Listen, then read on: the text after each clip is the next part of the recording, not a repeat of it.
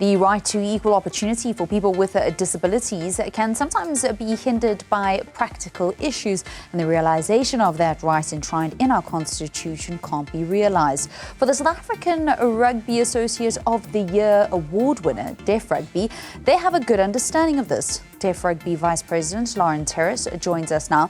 A very good afternoon and welcome to Newzroom Afrika. Good to be chatting to you.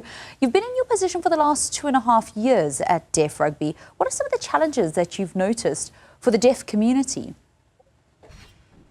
Hi, Valen. Obviously amazing for you to have us, and obviously groundbreaking for us because we need to get the word out. So being involved with Deaf for 2.5 years has had its absolute highlights, but also had its challenges.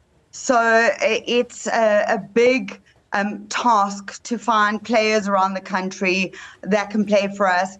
But then last year we went to Argentina, we scored 4th in the world, which was phenomenal. And now we're building on that. We're building on this year, August, we're going to see Japan, Australia, England and Zimbabwe on our home grounds, coming to see us on 7s and 10s. But it is, as exciting as it is, we have so many challenges. So Valen, I can jump into those challenges if you want. Let me know. You go ahead. Tell us what some of those challenges are that have really hindered the growth of the game for the deaf community. Thanks, Valen. So obviously as a 12th official language, it's awesome for us. But when we have met with many parties, they always assume that funding is our biggest element. And funding is huge for us. I mean, there's no charity in South Africa who doesn't want funding. The difference is we need transportation.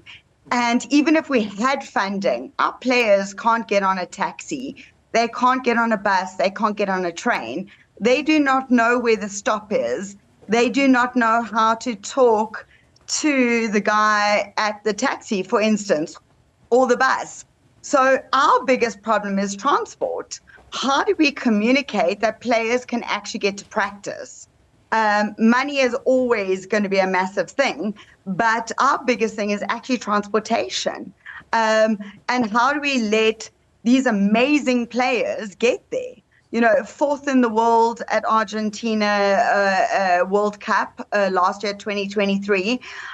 We have schools playing now where our school kids are beating schools like Sachs in the Western Cape, beating Tafelberg. You know, at the end of the day, we need a lot more to grow what we're doing, but we need to make sure that our players can get to where we need to be. Why is that such a challenge? So I think it's, I mean, to understand if anyone could ever just put something in their ears. When we went to Argentina, before that, they have to get yellow fever. They had to get passports. You go to Home Affairs, there isn't anyone with sign language to help.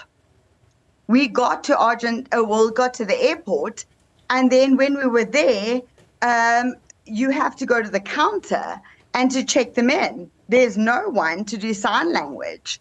Then we get past the counter, and you have to get to passport control. Again, 2 or 3 allowed at a time, and no one can understand. They can't tell you where they're going, where they're staying, because they can't talk.